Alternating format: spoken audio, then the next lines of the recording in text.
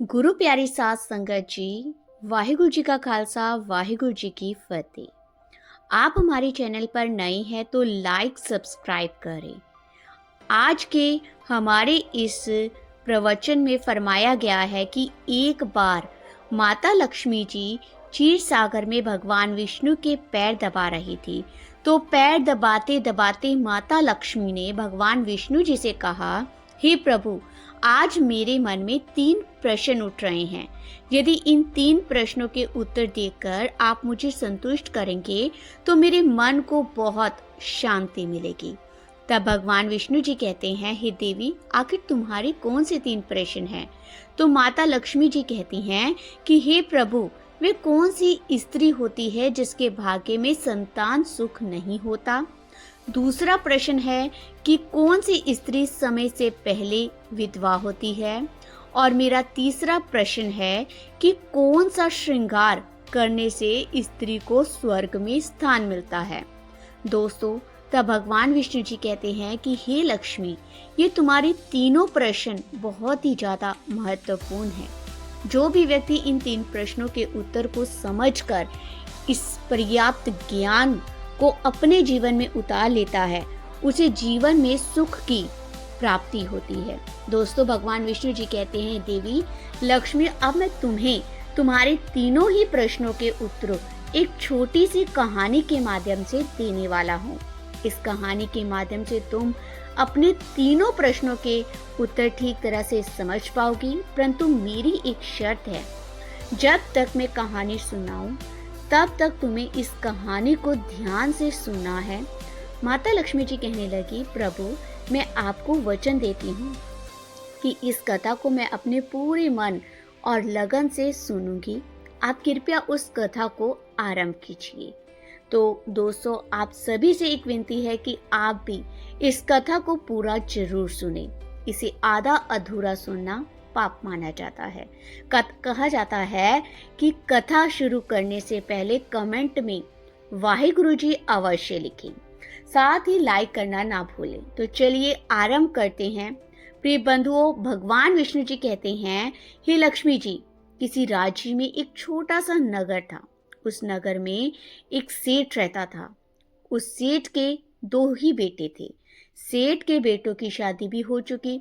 सेठ की पत्नी और सेठ के बड़े बेटे दोनों का ही स्वभाव दुष्ट प्रवृत्ति का था। इसलिए सेठ की पत्नी अपने बड़े बेटे की पत्नी से बहुत ही ज्यादा प्यार करती थी, मगर छोटे बेटे की पत्नी जो थी वह बड़े ही अच्छे स्वभाव की थी और वह एक पतिव्रता स्त्री भी थी और पूरे घर का सारा काम काज भी वह अकेले ही करती थी। इतना कुछ होने पर भी सेठ की पत्नी और बड़े बेटे की पत्नी छोटी बहू का हमेशा ही अपमान करती रहती।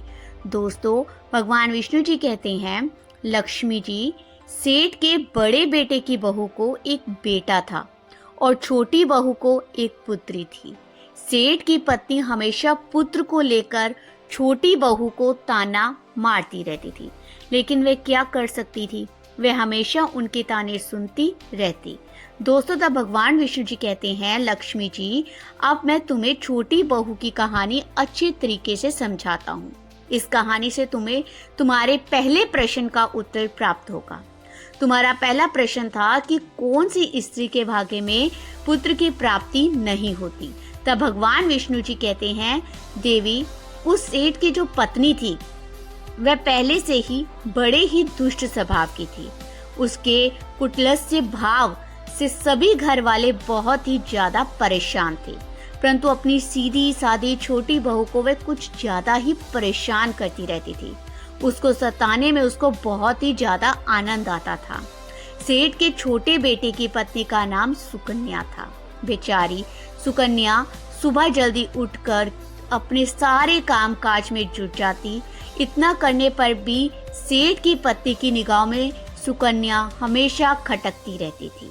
एक दिन की बात है, छोटी बहू घर में झाड़ू लगा रही थी तो सेठ की पत्नी बोली कि तेरे हाथ में जान नहीं है क्या? तू जल्दी जल्दी झाड़ू लगा, मैं मंदिर जा रही हूँ।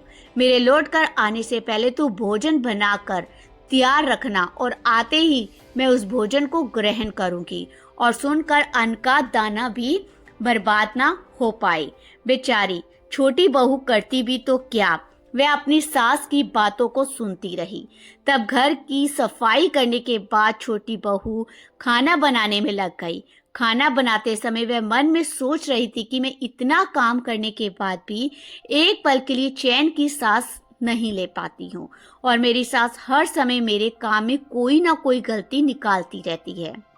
छोटी बहू ये सब सोच ही रही थी कि जितने में दरवाजा खटखटाने की आवाज आई तो छोटी बहू ने सोचा कि अभी तो भोजन तैयार ही हुआ है, लगता है मेरी सासू माँ आज जल्दी ही लौट आई है। जब सुकन्या ने दरवाजा खोला तो उसने क्या देखा कि बाहर दरवाजे पर एक सन्यासी महात्मा खड़े हैं। दोस्तों, वह साधु महाराज छोटी बहू से कहता है कि बेटी तेरा सुहाग अमर रहे, बाबा को कुछ भोजन करा दे, मुझे बड़ी तेजी से भूख लग रही है। दर्शकों, भगवान विष्णु जी कहते हैं कि लक्ष्मी छोटी बहू बहुत सुशील और संस्कारी थी। उसे सोचा कि साधु महाराज को भोजन करा दूं तो, परंतु यदि मेरी सास आ गई तो मेरी खैर नहीं। फिर कुछ देर सोच विचार करने के बाद उसने सन्यासी को भोजन करने के लिए अंदर आने को कहा और उसी समय सुकन्या के मन में विचार आया कि सास से डरना कैसा, यदि मेरी सास आ भी जाएगी और मुझसे कुछ कहेगी तो मैं उनसे कह दूंगी कि मैं अपने हिस्से का भोजन इन महात्मा को दे रही हूँ। भगवान विष्णु जी कहते हैं, हे लक्ष्मी जी। फिर ऐसा सोच करके छोटी बहू ने साधु को अंदर ले गई और अतिथि धर्म का पालन करते हुए उस साधु को भोजन कराने लगी। अभी साधु भोजन कर ही रहा था कि छोटी बहू की सास आ गई और फिर साधु को घर के अंदर बैठा भोजन करते देख कि उसका गुस्सा 7वें आसमान पर चढ़ा और एकदम से साधु महाराज से कहने लगी, यहाँ पर क्या किसी प्रकार का भंडारा या दावत नहीं चल रही जो तो राह चलते भीख मंगों को घर में बिठाकर खिला रही हो।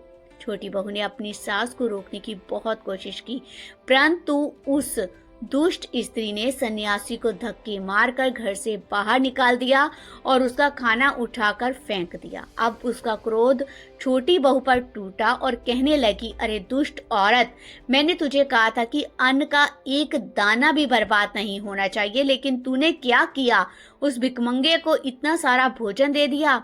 दोस्तों, भगवान विष्णु कहते हैं, हे लक्ष्मी, छोटी बहू डरती हुई बोली, सासू माँ, मैंने सन्यासी को अपने हिस्से का भोजन दिया है, इसमें आखिर इतना गुस्सा होने की क्या बात है। द्वार पर आए अतिथियों को कभी खाली हाथ नहीं भेजते, ऐसा शास्त्र में कहते हैं। भगवान विष्णु जी ने कहा, इस प्रकार काफी देर तक सास बहू की तकरार चलती रही। अंत में उस कुटिल सास ने छोटी बहू को भी धक्के मारकर के घर से बाहर निकाल दिया। अब वह बेचारी रोती हुई घर का दरवाजा पीटती रही, परंतु उसकी सास पत्थर जैसी बन गई। उसका दिल नहीं पसीजा। छोटी बहू के पास में एक ही रास्ता बचा था कि वह अपने मायके में लौट जाए। दर्शकों, भगवान विष्णु जी कहते हैं कि लक्ष्मी जी इस प्रकार सुकन्या दुखी होकर अपने मायके में निकल गई और बीच रास्ते में एक घना जंगल भी पड़ता था। छोटी बहू भूख प्यास से तड़पती हुई अपने मायके में गई। तभी अचानक जोरों से बादल गरजे, मूसलाधार बारिश शुरू हो गई। भगवान विष्णु जी ने कहा, बारिश से बचने के लिए छोटी बहू ने एक पेड़ की शरण ली, लेकिन वर्षा का वेग इतना तेज था कि बचना मुश्किल हो गया था। अब उसी पेड़ की जड़ में एक कठोर बना था। छोटी बहू ये सोचकर उसमें घुस गई और बारिश रुकने के बाद वह बाहर निकल आएगी और जब तक वर्षा हो रही है वह कठोर के अंदर बारिश में अपनी सुरक्षा कर सकती है। दर्शकों, भगवान विष्णु जी आगे कहते हैं, लक्ष्मी जी, जब सुकन्या उस पेड़ के कठोर में घुसी तो उस कोटर के अंदर उसे एक साधु जी मिले। फिर संत ने उसे कहा, बेटी रोना बंद करो। मुझे मालूम है कि तुम्हारे घर वालों ने तुम्हारा अनादर इसलिए करते हैं कि वे दुष्ट प्रवृत्ति के हैं, और तुम्हें ताना इसलिए मारते हैं कि तुम्हारी जेठानी को पुत्र की प्राप्ति हो गई है और तुम्हें अभी तक पुत्र की प्राप्ति नहीं हुई है। इसलिए तुम चिंता मत करो, मैं तुम्हें एक पर्ची देता हूँ। इस पर्ची में जो उपाय लिखा है उसे पूरी निष्ठा से करना और तुम्हें एक गुणवान पुत्र की प्राप्ति होगी। दर्शकों, इस प्रकार वे संत महात्मा पर्ची देकर वहां से अंतर ध्यान हो गए। उधर जब वर्षा बंद हो गई तो सुकन्या को ढूंढता हुआ उसका पति वहां पर पहुंच गया, और फिर सुकन्या मायके ना जाकर उसी जंगल में एक कुटिया बनाकर रहने लगी। भगवान विष्णु जी कहते हैं, लक्ष्मी जी, एक दिन की बात है, सुकन्या को पुत्र का ख्याल आया और सोचने लगी कि यदि मेरे पास में भी एक पुत्र होता तो ससुराल में मेरी भी इज्जत होती। वह ऐसा सोच ही रही थी कि उसे संत की दी हुई वह पर्ची याद आ गई, और जब छोटी बहू ने पुत्र प्राप्ति के लिए उस पर्ची को पढ़ा तो उसमें लिखा था कि बेटी, पुत्र प्राप्ति के लिए हमेशा स्त्री को रात्रि के समय पुरुष के बाईं तरफ सोना चाहिए। ऐसा करने से कुछ समय के बाद में बाईं कर लेटने से नाक का दाया स्वर और दाहिनी करवट लेटने से नाक का बाया स्वर चालू हो जाता है, और फिर जब भी पुत्र प्राप्ति की इच्छा हो तो उस स्थिति में मिलन से पहले ये निश्चित कर लेना चाहिए कि पुरुष का दाया स्वर चलने लगे और स्त्री का बाया स्वर चलने लगे। उसी समय गर्भ धारण किया जाना चाहिए। ऐसा करने से निश्चित ही पुत्र की प्राप्ति होती है, और उसके विपरीत नाक के स्वर चलने से पुत्री की प्राप्ति होती है। दर्शकों, पर्ची में आगे भी लिखा था कि मासिक धर्म शुरू होने के प्रथम 4 दिवस में मिलन से पुरुष रोग को प्राप्त होता है। 5वीं रात्रि में मिलन से कन्या की प्राप्ति होती है। 6ठी रात्रि में मिलन से पुत्र होता है। 7वीं रात्रि में मिलन से बाध्या पुत्री होती है। 8वीं रात्रि में मिलन से ऐश्वर्यशाली पुत्र होता है, और 9वीं रात्रि में मिलन से ऐश्वर्यशाली पुत्री होती है। 10वीं रात्रि में मिलन से अतिश्रेष्ठ पुत्र होता है। 11वीं रात्रि के मिलन में सुंदर व अच्छे संस्कार वाली पुत्री होती है। दर्शकों, भगवान विष्णु कहते हैं कि लक्ष्मी इस प्रकार उस कन्या ने 10वीं रात अपने पति से मिलन किया और गर्भ धारण किया। अब सुबह स्नान आदि क्रिया से निवृत्त होकर के पूजा पाठ करके सुकन्या का पति लकड़ी काटने चला गया। उसके पति के जाने के बाद तूफान आ गया। अब सुकन्या की झोपड़ी तूफान में उड़ गई और बारिश होने लगी, और फिर सुकन्या बारिश से बचने के लिए एक पेड़ पर एक पत्ता लिखती है।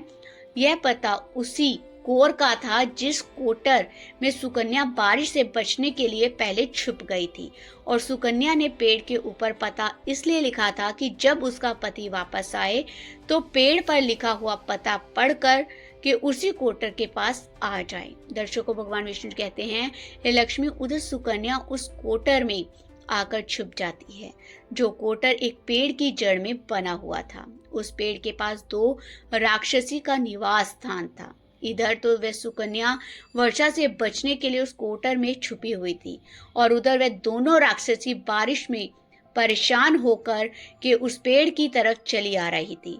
फिर तो पेड़ के नीचे आकर के एक राक्षसी कहने लगी, अब तो चला भी नहीं जाता, वरना मन तो कर रहा था कि सोना टापू पर चली जाऊं। तभी दूसरी राक्षसी बोली, इसमें क्या बड़ी बात है, यह पेड़ हमें भी उड़ा करके वहीं पहुंचा देगा। यहाँ पर सोने का टापू है। दर्शकों, ऐसा कह कर कि दोनों राक्षसी पेड़ की शाखा पर बैठ गई और पेड़ जो था एकदम से उड़ने लगा। उधर थकी हारी सुकन्या कोटर में छुपी हुई थी। कोटर में घुसते ही सुकन्या को नींद आ गई थी, लेकिन पेड़ के उड़ने से लगने वाले झटकों से सुकन्या की नींद खुल गई, और पेड़ को उड़ता देख कर कि वह एकदम से घबरा गई। दर्शकों, जब सुकन्या ने कोटर से बाहर देखा तो पेड़ की डाल पर 2 राक्षसी बैठी थी। सुकन्या ने परिस्थिति के साथ समझौता किया और सोचा कि जो लोग अच्छा ही होगा।